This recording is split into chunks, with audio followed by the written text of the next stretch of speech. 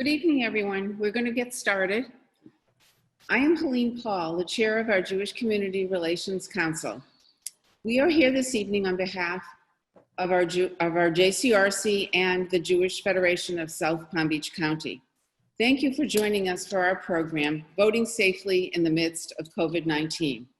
We hope you are all healthy and staying safe in these difficult times. Never in our lives has there been a more relevant time to have this conversation.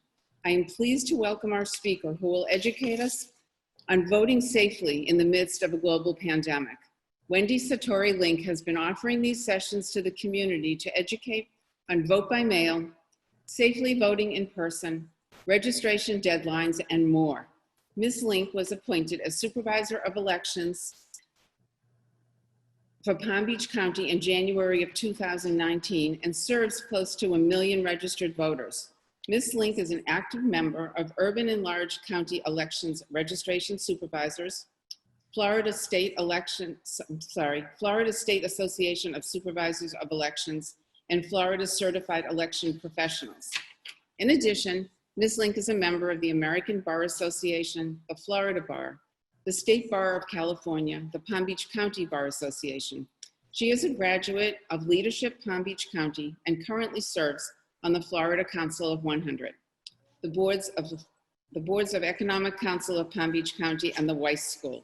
She is a member of the District Board of Trustees for Palm Beach State College, a trustee of the Chamber of Commerce of the Palm Beaches, a member of City Place Community Development District, Executive Women, and the International Women's Forum. So it's my pleasure to hand this over to Ms. Link now. Thank you. Thank you. I really appreciate that, Helene, and everybody. I appreciate the opportunity to be here with you. We're going to go through, we thought we'd go through the presentation, talk about a lot of the issues that we've heard either from some of your email requests or from questions that other people have asked us so that we know that it's on their mind. We tried to capture a lot of that in our presentation. But at the end, if there's things that we haven't answered for you, then we're happy to take questions. And I think that Helene and others will help us to figure out the best way to do that. I think Helene, you had said just through raising your hand, is that, or virtual hands? Virtual hands. Yes. So, so with that, we'll get going. Allison Navola, who is one of my colleagues, is here as well, and she's going to be sharing the screen for you because I'm not able to do that and talk from my computer for whatever reason it acts up. So we don't want to have any technical difficulties while I'm on with you. So Allison will be doing that for me. So they just wanted to let you know we are now 27 days, 11 hours, 54 minutes, and 44 seconds away from the election. So we are following that very closely with our office and working very hard. We've got our staff is working overtime every day already, and we're doing a lot to make sure that we're going to be ready for this August election. So the numbers on your screen are only a little bit out of date. They're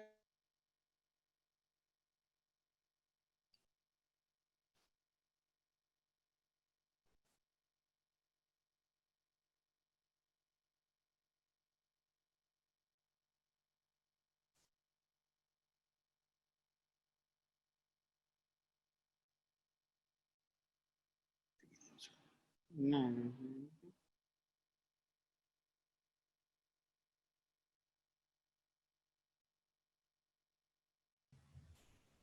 My sound is off. I don't hear anything. We're having a little bit of technical difficulties, but we're working on it.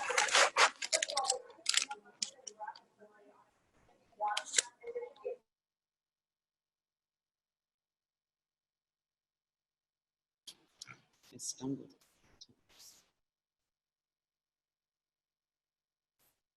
Wonderful. You sounded terrific. Everybody stumbles a little bit. It's not something you work on, isn't it? Very good. Helene, did we lose Wendy? I lost Wendy. Okay, yeah, I think we lost her. I'll have her, this is Allison, sorry. I'll have her log in Okay. again. Join connection. Okay, Just a second. everyone, please bear with us. We're trying to fix the audio. Little technical difficulty in this weather. So hold on. We'll be back.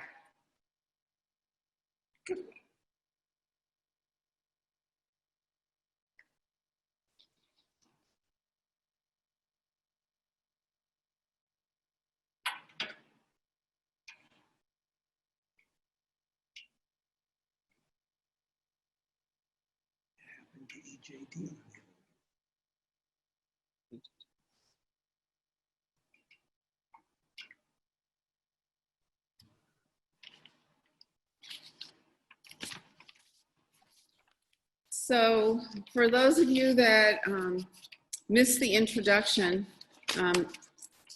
Wendy Sartory Link is going to fill us in on and update us on voting safely in the midst of COVID-19. And I know she has a lot to say, so maybe we can do some of her PowerPoint presentation while we're waiting.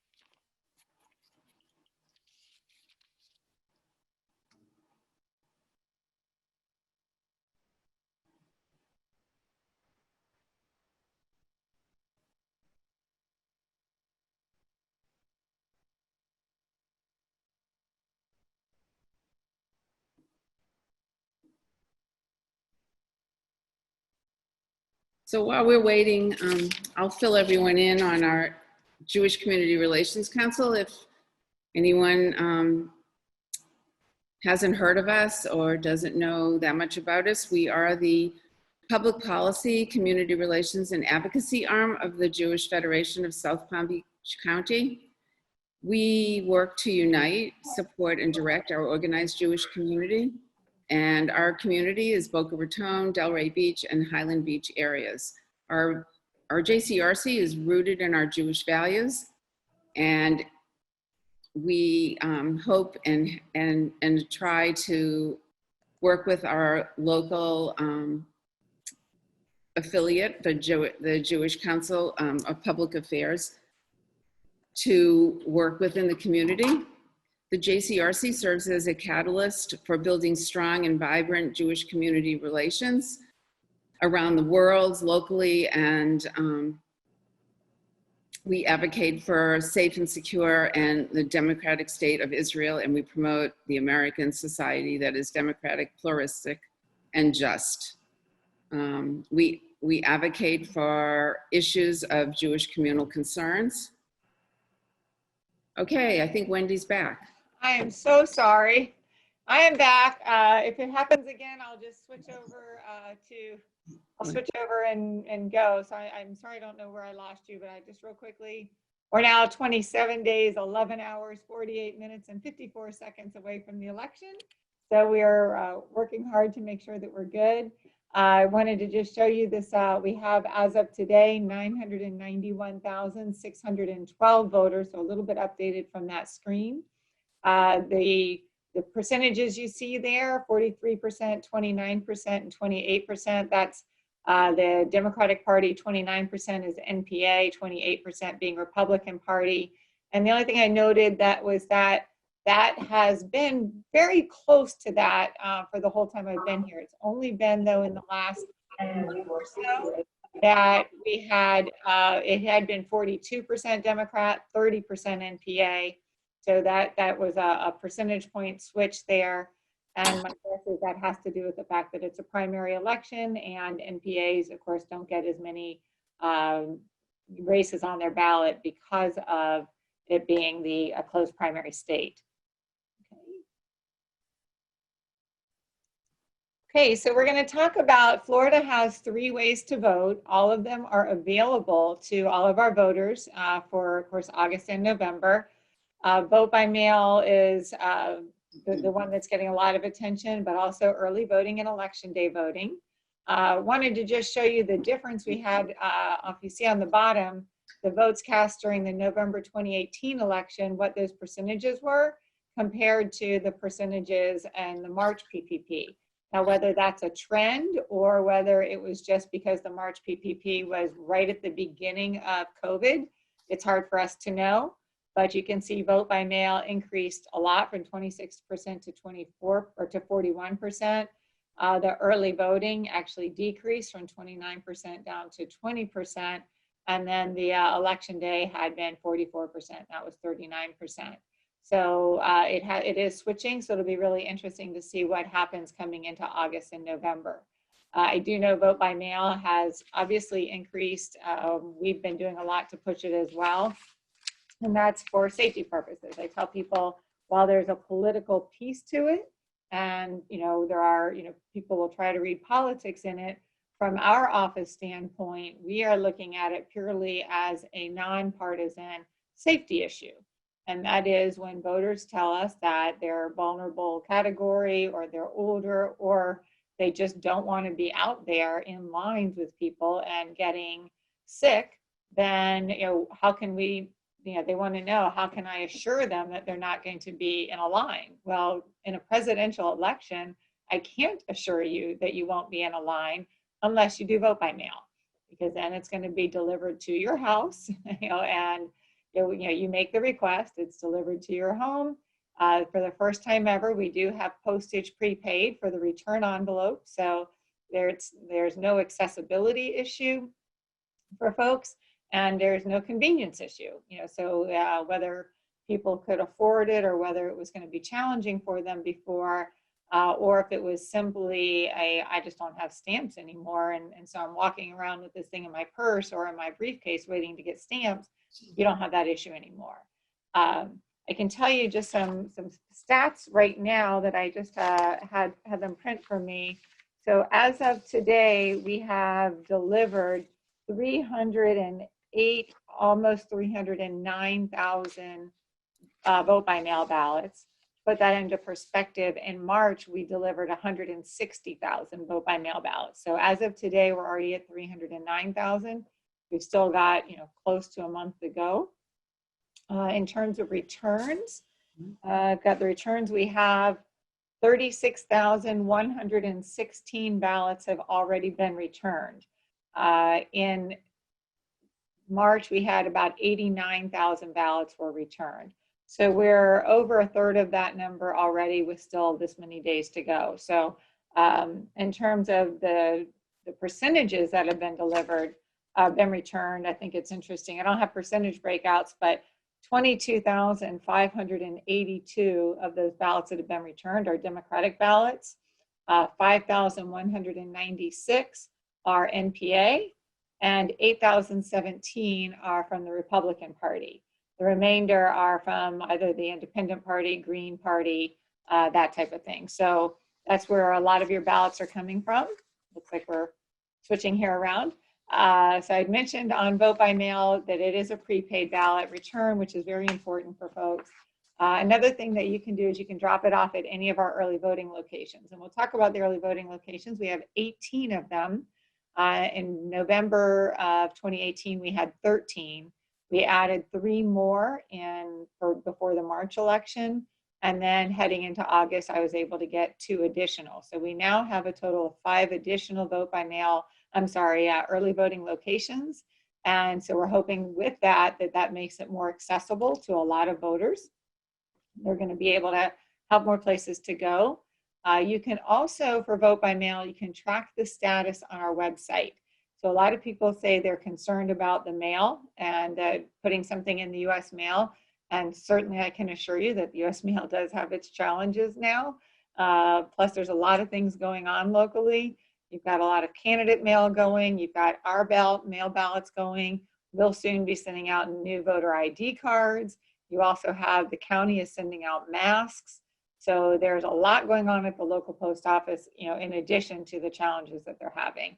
So we do want people, if they are going to put it in the mailbox, to just do it early.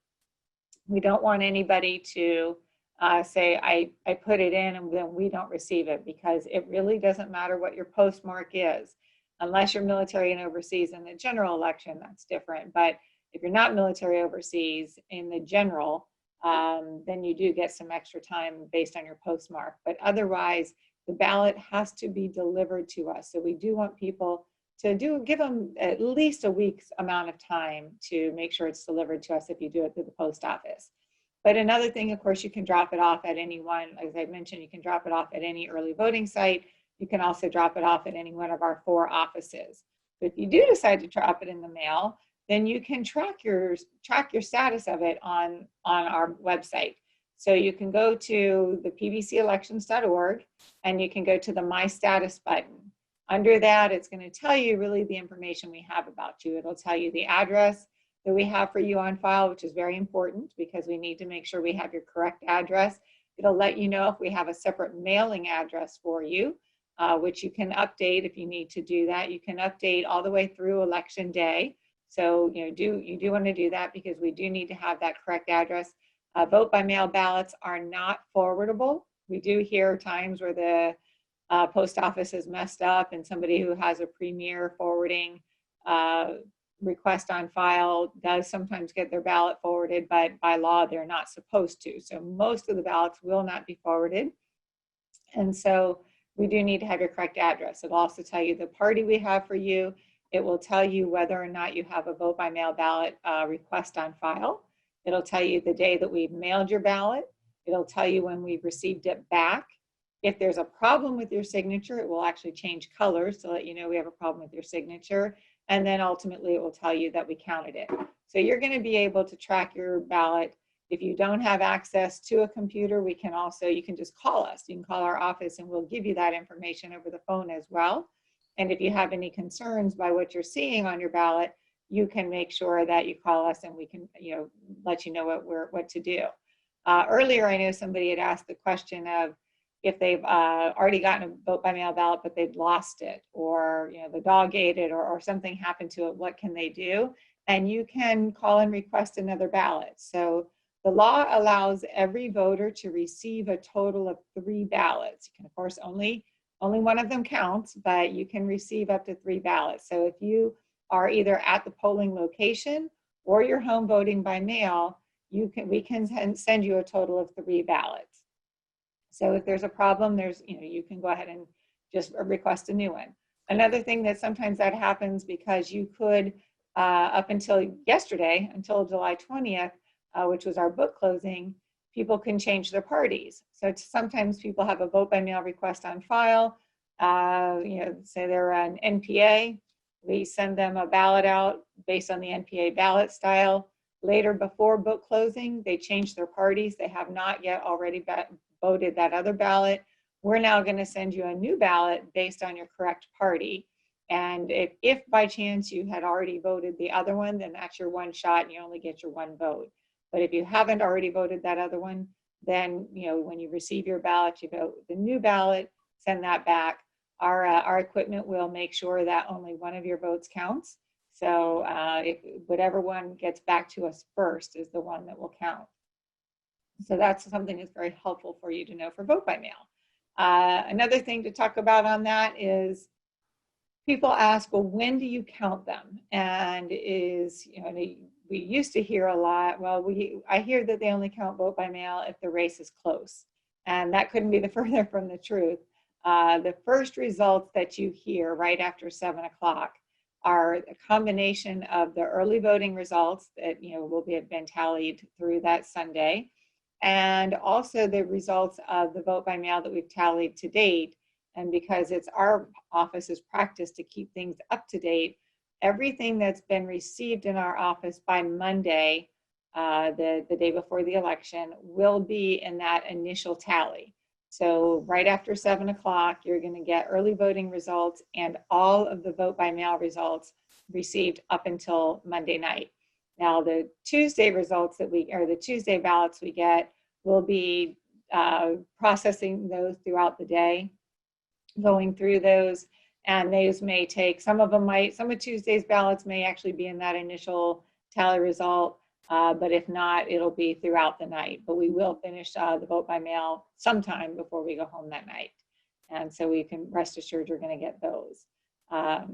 We'll talk, I believe we're going to have a slide later about signatures. And so I'll make sure we go back. And if we don't, I'll make sure to talk about that.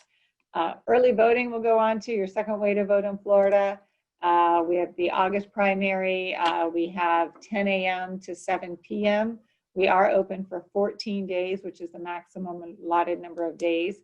In previous elections, 2012, 2016, we were only open for 9 days for both March and for August.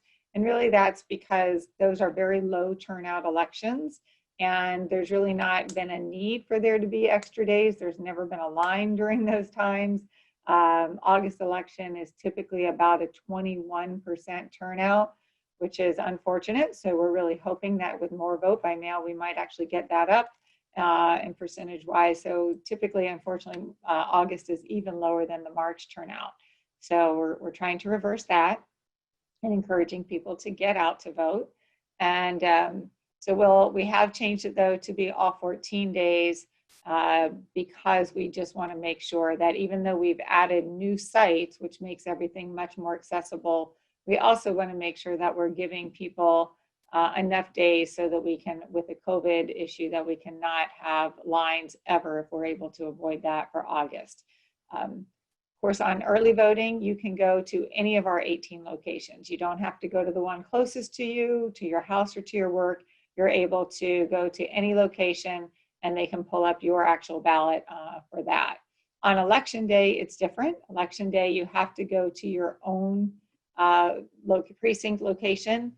Some of those you may have heard are changing. We have had 15 sites tell us that we're not going to be able to go back there. Those have the voters are all being reassigned, and those voter information cards will go out within the week. So people will know their new voting location. Once we have what we believe to be all of the final numbers, we'll also run an ad in the newspaper. That information will be on our website as well. So you'll be able to tell exactly where you're going to vote, primarily by your new voter information card. But we do tell people, just in case there's emergency, sometimes we have, there's been a fire in a location or something's happened and we're not able to go back. Then if it's too late to get the information out to a voter by mail, then we're going to, try to reach you every which way we can. And at the very least, we'll have signs where you need to go on election day if for some reason there's a very, very last minute voter a location change. But again, it's very important to vote at your actual precinct. Also on election day, to make sure you cannot actually drop off your vote by mail. You can only drop off your vote by mail for early voting. Election day, the only place you can drop off your vote by mail ballot would be at one of our 4 offices. 2020 dates occur, so August 18th is the primary, and yesterday was the book closing on July 20th. Yesterday. Get my days mixed up now. If you want to request a vote by mail ballot, you have until 10 days before the election.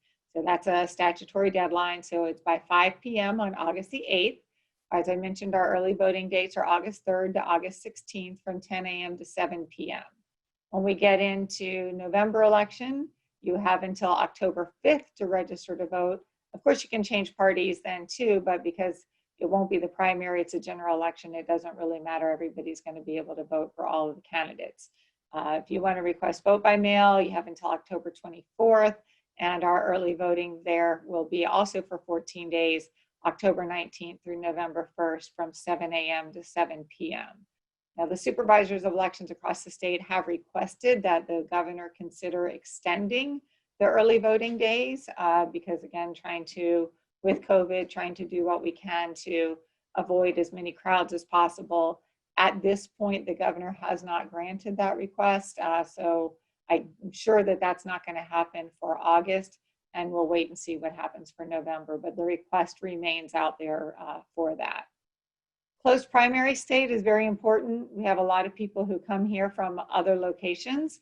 Other states may have a completely open primary state, or they may have a modified primary state. But in Florida, we are a fully closed primary state, which means you can only vote in a primary election.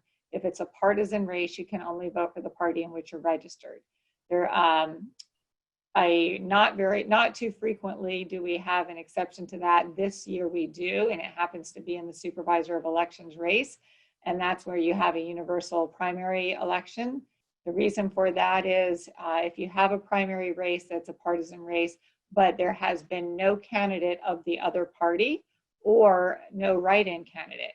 So if that's the case, then the law says that every voter must have the opportunity to vote in a race if the race is going to be decided during the primary, because otherwise you've disenfranchised other voters from having an opportunity to vote at all.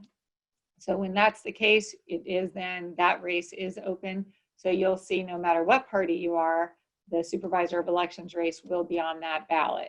Otherwise, if those races will not be on till the November ballot if there's once we have the primary winners. Deadline, as I mentioned, it has already changed to change your party for this election. COVID-19, of course, is what people are talking about the most these days, and how our office is preparing for it. I can tell you we're doing everything we can think of. So for PPE, a couple things we're doing at the location. If people are choosing to vote in person instead of voting by mail, then we want to make sure that they feel safe. And of course, we need poll workers to make that happen. We want our poll workers to be safe. So the PPE, we have masks for every poll worker. We also have facial shields. We have gloves for every poll worker, and we have several pairs of gloves, several masks, since they're there for a long day.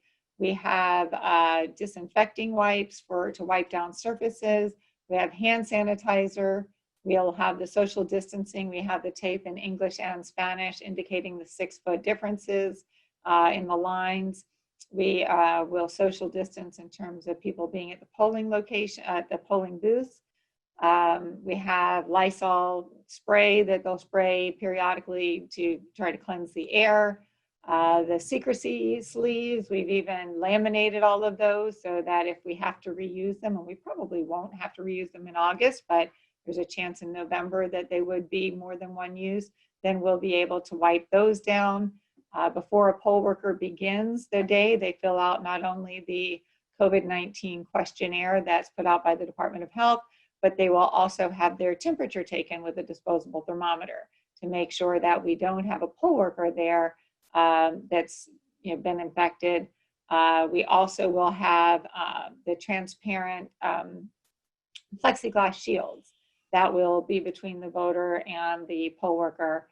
So just to create one more barrier. So we're doing all that we can to try to keep people feeling as safe as possible.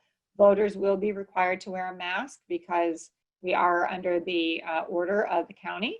And unless they have a verifiable health reason not to wear the mask, so our poll workers will have the order on file to share with the voter.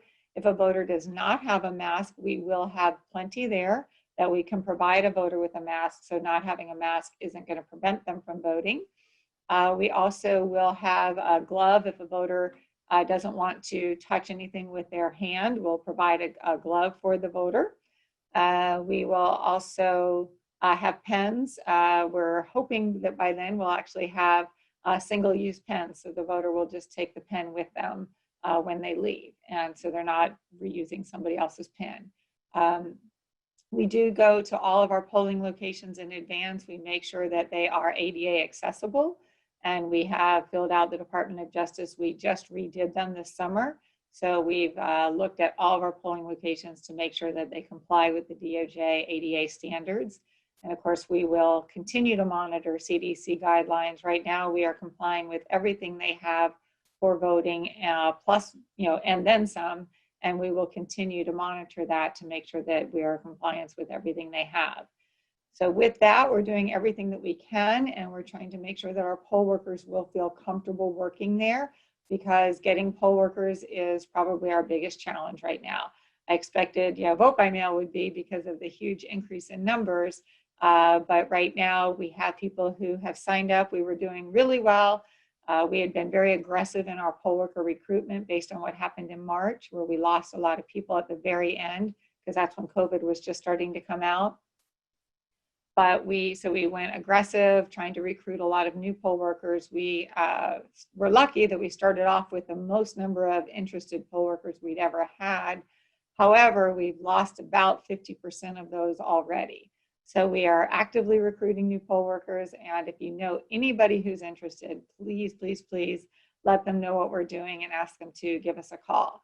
And if you know anybody who may have registered to be a poll worker before and didn't hear from us yet, we do know that there was a short period of time that one of our portals for the poll worker was not properly receiving the application. So there could be some people who we missed and we don't have their information. So we're just letting everybody know, if you have anybody who has indicated that they wanted to be a poll worker and didn't hear from us, please ask them to call us so that we can follow up with them.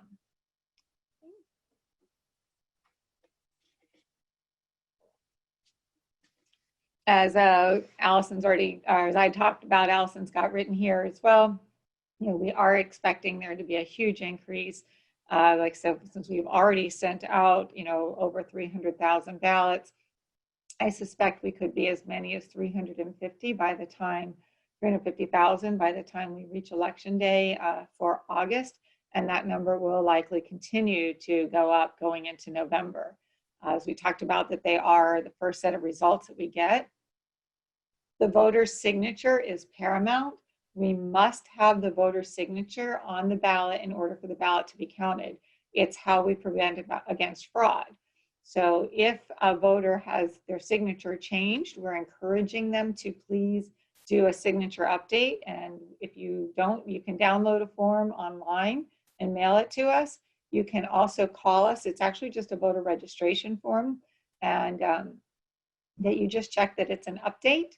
And if you do that, we will send it to you if you call our office, also with a self-addressed stamped envelope for return, so that we can make it very easy for you.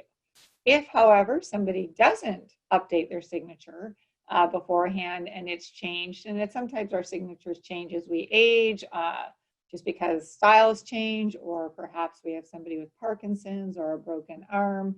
There are a number of reasons why we see differences in signatures.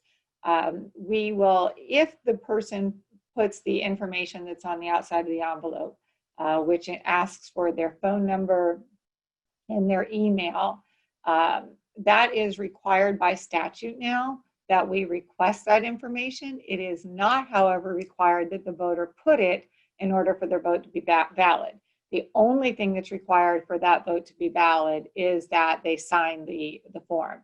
But if there is a problem with their signature, and if they've provided that information to us, then we will contact that voter not only by letter, which we will send to everybody, but we will also contact them by email, by phone, by text, whatever information we're able to find for them, because it's our goal to try to get every ballot to count. So we're going to do everything we can to try to locate you, to get you to come in, either come in or mail to us, email to us, take pictures, whatever you need to do. We'll send you the affidavit form along with what you need to do to cure your signature so that you can get that into us. Of course, as we talked about, the mail is a little unpredictable. So if somebody waits till the very last minute to turn in their vote by mail, us mailing them a letter is probably not going to help them. So that's when it's going to be even more important that people have given us some other way to reach them to try to get that information to them. But we do have now, under the new legislation, we have until 2 days following the election. So it's actually 5 o'clock Thursday following the election that people have to come in and cure their signature if there's a vote by mail signature problem. That's actually also the case if there's a problem on their provisional ballot. So they can come in, they can cure their signature up until 5 o'clock Thursday. So I mention that because a lot of people aren't aware of that. And as we get into November, if we happen to have a large number of ballots out, and it could even be for one of the elections in August, if there's a large number of vote by mail ballots that have not yet been cured, and it's a very close race on election night, people might not be able to know who has won until we get into finding out whether any of those ballots get cured. I can tell you we had 3 one-vote races in March for the municipalities, and all of those people were waiting to see, did any of ballots come in for them, and some of them had, I think one of them had no outstanding vote by mails, but a couple of them had a military and overseas ballot that was still outstanding. We had 2 that had signature cures that needed to occur. So, for some people, they're truly hanging on for that extra 2 days. In terms of voter history, we want you to know that our new equipment is very, very good, and it will, however you vote first. So whether that's vote by mail, whether that's going to early voting or election day voting, whichever way you've checked in first, whether in checking in, meaning we've received your vote by mail ballot, that's going to give you voter history. Once you have voter history that way, it's not going to accept you any other way. So we sometimes have people who get their vote by mail ballot, and this happens sometimes with our elderly voters, where they get their vote by mail ballot very early because we send them out 35 days before the election. So they do that and then they forget, and then they go election day. And then we tell them you've already voted by mail. They question it, and then we do go back, we do the research, we'll contact them later, say, we see that we have your signature, it matches exactly, you sent it in on this day, and they're like, oh yeah, I forgot that was this election. So we do see sometimes that happens where somebody's just truly forgotten. So if there is a problem, we will always allow a voter to vote a provisional ballot. So if they go to one of the polls and we tell them that we either think they've early voted or we voted by mail already, if they deny that that's been the case, they will be able to vote a provisional ballot, which will allow our office to do the research back at home, back at the office, so that we can make sure, and then we present that information to the canvassing board. So one of the things we're just telling people is please request your ballot now if you want to do vote by mail, so that we can get it out to you really quickly and you have lots of time to research the candidates and then get your ballot returned to us. Plenty of time still to do it by mail and to track your ballot. If in tracking it you find that it should have gotten there by now and it hasn't, and you want to request a new one, you'll be able to do that. And then, as I mentioned, return postage is prepaid, so there's really no excuse not to get your vote by mail ballot in. Thank you. Thank you, Supervisor Link. We're going to open it up to questions and answers. We thank you so much for your time and helping to clarify some very confusing facts. So if you have a question, please raise your virtual hand by clicking on the participant box located at the bottom of your screen. Click raise hand and you will be called upon and we will unmute you.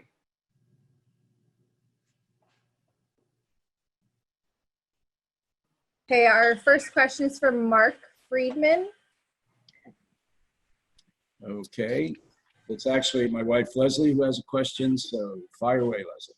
I'd like to ask about the process for the drop-off during early voting. If we have a vote by mail envelope or ballot that we have filled in, is there a special box there or a special station?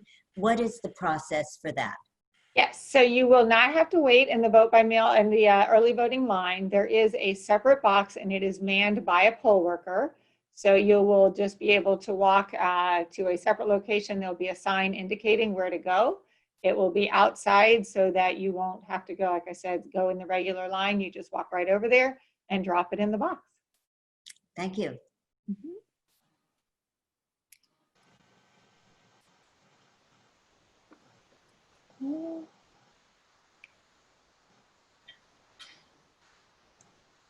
I don't see, oh, let's see, we have another question from Jason Doskow. Jason?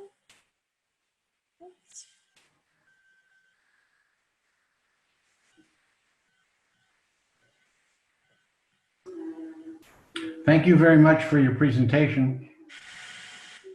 Can you hear me now? Yes. Yes. Well, thank you very much for an informative presentation. Curiosity's sake, validating the ballots. What technology are you using to validate the ballots for A, signature, and B, that I didn't vote 3 times? Are Okay, you so doing it by my name, by my address? Because you're not using social security number. no, we're not using your social security number. So in Florida, in order to receive a vote by mail ballot, you have to have requested it. So we're first going to know that you requested a ballot, and we're going to know when we get an envelope back from you, it's going to have a unique barcode. So we know based on, and that's only on the outside of the envelope. So we're going to know that you requested a ballot, and because of the unique barcode that we've put on it, we're going to know this is the particular ballot that this is the envelope that we sent to you. So we know that this is your envelope and you're sending it back to us. Then we are checking your signature.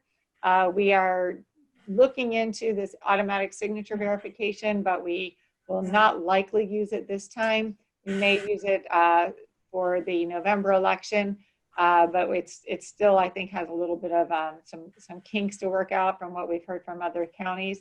But that really only takes what would be considered a perfect signature and accepts it. And the rest are going by individuals looking at them. And every person who is going to be reviewing a ballot for signatures is required by the state to have gone through a 2-hour state certified training. And they did for this year, the legislature required that everybody do the same training so that they know it's not inconsistent throughout the counties. So they're not looking for an exact match. They are looking at, we go through the training where we learn the types of things that we're looking for in the signature match. If the person looking at it at our office, they will have all gone through that training. But if there's a question in their mind, whether or not it should count, where they're told to provisionally or initially reject it. If that initial rejection doesn't go, the voter's not yet notified, it then goes to a second round, which is a management level person, who then the management level person is going to review that ballot again. They will make the determination, the final determination, whether it can be accepted or rejected from that perspective. If they determine it should be rejected, then the voter is contacted, like I said, by letter and or other means, and given the opportunity to have their stuff come in. Whether or not they cure, it is not ultimately rejected. That just triggers the information going out to the voter. The only person, and it's really, I guess, entity, that can ultimately reject a signature is the canvassing board. So that's a 3-person board made up of a combination of people appointed by the county commission and also the judicial branch. So we'll have 3 people on that canvassing board. Ultimately, they are the only ones who can make the determination that something is rejected. Thank you very much. Oh, and your question about how do we know it's not been voted twice is when it gets run through, when your vote by mail ballot comes in, that unique barcode that I mentioned that's on the outside of your envelope, when it gets run through our machine, when we bring it in, it then triggers and says, okay, we now give you voter history. So if you send a second vote by mail ballot in, it's not going to accept it because you already have voter history. Also, if you show up in person, it won't allow you to check in because it will tell you that you have voter history. So that's the way they do that. Again, thank you. Our next question is from Susan Levin-Ebier. Hi, Wendy. Thank you so much for this great presentation. I have a concern, and I'm just wondering why something was done a particular way. So I have my ballot in front of me, and I'm looking at the outside of the envelope we're supposed to send in, and that's where we're going to sign our name. That's where we're going to print our email and our home phone number and our mobile phone. That's a lot of personal information to have on the outside of an envelope. And I thought this was going to go inside another envelope, but now I realize it's not. And are you concerned at all there's so much fraud going on now because of COVID that, that we're putting all this personal information on the outside of an envelope with our signature? Right. So that is definitely a concern that has been raised by folks. And The reason it's on the outside of the envelope is we cannot open an envelope unless we know that we're prepared to count that ballot. So we can't put that information on the inside because that's the information that we would need to reach you to make the determination that you can come in and clear your signature in order for us to count that ballot.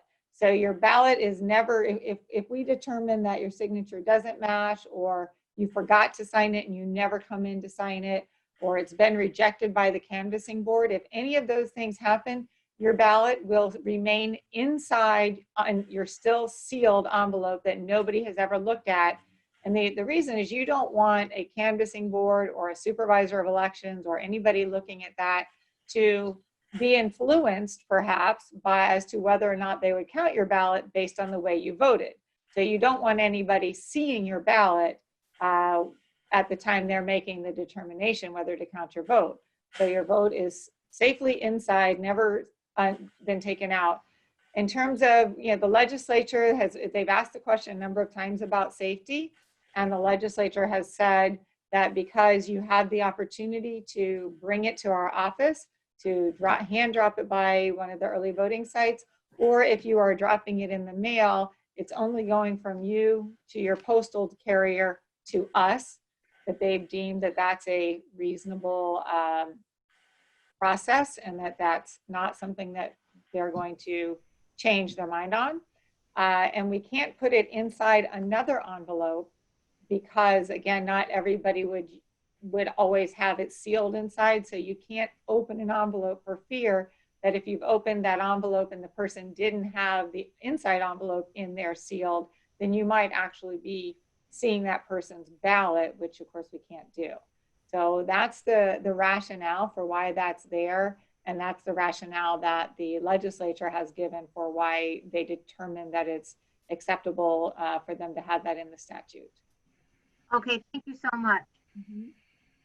And the next question is from Karen Malloy. Hi, Wendy. Thank you for the presentation. This is to piggyback on what the gentleman before me asked regarding the signatures. And then also before your time, as you know, Palm Beach County had several issues with elections in the past. So if we do vote by mail, you only get notified if your signature has an issue. So we won't get notified to know the ballot counted. So how do we know that it's not sitting on under somebody's desk, just Right. to verify? So you only get notified if the signatures do not match, not if it's been counted, correct? Well, yes and no. So you will be notified by somebody, affirmatively notified, if you have a problem with your signature that we need you to cure. But you are able to track your ballot to show that we've received it and that it's been processed. It won't show that it counted until after the election because we don't officially count anything until election day. We only go through and process it, but you'll be able to tell that we have received it and it's been processed going into election day. And then after election day, you can check that part of the website to see that it was in fact counted. Perfect. Thank you very much. And the next question is from Rosalie Somsky.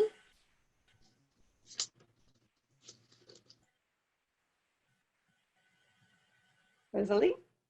Rosalie, looks like she's muted. Okay, thank you. There you go. Regarding the phone numbers being on the outside of the envelope, I'm a victim of identity theft. And I don't want that there. Is there any way to get around it? I cannot go to a voting place. I'm a senior citizen with underlying health conditions, one of them being cancer, besides respiratory illnesses. So I want to vote. I want my vote to count. But as a victim of identity theft, I don't want to put my personal information there. Right. So you are not required. I think it's important to remember that you do have to sign the outside of the envelope in order for us to count it. That's the only way that we're able to compare your signature against your signature from registration to know that it is in fact your ballot. So you do have to sign it, but you do not have to put the other information. That other information is optional. So should you choose not to present it, to give it to us, that's fine. You do not have to give it to us. I would just recommend and encourage you, if that's the way you want to go, to mail it in early. That way, if there is a problem with it, because we won't have that additional information, which is fine, we're still going to mail you a letter, and we will mail it. We strive to do it within the day that we receive them. We process the letters and they go out the next day, but always within 2 days of having received from the day we receive your ballot. If we determine there's a signature problem, never more than 2 days later before we turn your ballot, before we get the letter in the mail to you. Like I said, usually it's the next day we get the letter back out in the mail to you. So you will still have the opportunity. And in terms of curing your signature, if there's a problem, you do not have to come to our office to do that. You can, all the phones have scanners now. You can scan it on your phone, take a picture of it, email us the information back. So you can do your signature cure without coming into our office as well. Okay, thank you very much.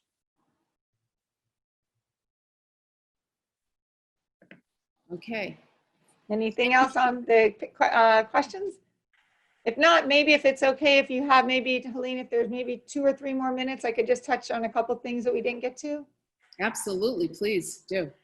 Okay, so, and Allison, please stop me because I didn't see, I don't have the rest of the presentation in front of me. But one of the things that we get asked often that we didn't get to touch on was security. And so it is, cybersecurity is still, it's out there, it's an issue. It's not hitting the news as much because of, so many of the other world affairs that are occurring right now. But we want you to know that we haven't forgotten about it, and it's not on the back burner in any way here, even though it's just a back burner news item perhaps. So we are still very actively working with the FBI, with the Department of Homeland Security, CISA, which is the Center for Internet Security. The state has cyber navigators. We're working with them. So we work with the cyber navigators probably every week. Just earlier this week, I was on the phone with our FBI agent. Homeland Security, actually, for Palm Beach County, we're very fortunate. They came in and did a very, very full-scale deep dive into our system. So we are constantly working with them to know what the vulnerabilities are. We did also join, after I came in, we had been the only county in the state who had not joined what's called the Albert system, and that's something that's monitored by Homeland Security to let, it's an intrusion detection, and they're looking not just at our area, but also at the entire state, so that they can see if there are foreign actors trying to get into, if it's the same foreign actor trying to get in, and so they know that there's a problem and they can alert us to it. We've got the firewalls. Of course, we have a lot of just education at our office, because still the easiest way for somebody to get into a system is through email and somebody falling victim to a phishing scheme. So we do a lot of phishing folks to make sure we don't do that. And so just wanted to let you know that cybersecurity is still very big, and it's something that we are focused on and haven't forgotten. So I was just told we have one more question too. Yes, we have another question from A. Siegel. Hi, Abby Siegel. Hi, thank you very much. I think I got my answer while you were speaking. I had requested a ballot in the mail, for which I have not received one yet, and I'm assuming the 656-6200 number is the number I should call to check up on that? Absolutely, yes. Okay. Yeah, I saw that as you were speaking, so thank you very much. Sure thing. And the next question is from Serena Cummins. Yes, hi. I'm just wondering, the information that's on the website about candidates so that people can make an informed choice. I've also looked at the League of Women Voters Vote 411 site, and I was wondering what the SOE site does in comparison. So we have, of course, just the information for all candidates that's required, their campaign finance and things like that. But we also have optional for every candidate. If you click on that candidate's name, it will take you to information that the candidate has chosen to share about their platform, about themselves, their personal information, bio, awards, a resume type thing. So we do have the option for candidates to provide their information. Some have and some have not. And then some of them, they can also direct you to their campaign website. I think almost all the candidates have a campaign website. So that's the information we provide. We don't provide our own other than just sort of the nuts and bolts in terms of we do make accessible to all voters to see any of the campaign finance that the candidates have to turn in. You have the opportunity to see the candidate's oath, their filing documents. Everybody can see those. We make those transparent to the voters. But if it's about their positions, it's only if the candidate chose to give that information.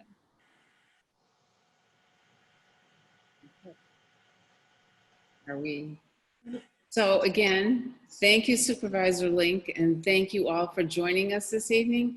We won't take any more of your valuable time. I know you are been speaking around the county. No, it's my pleasure. Thank you so much. So please look for additional election information and programming from our JCRC, including a virtual candidates forum this October in advance of the 2020 general election. Everyone have a good evening, stay safe, and good night. Good night. Thank you. Thank you very much.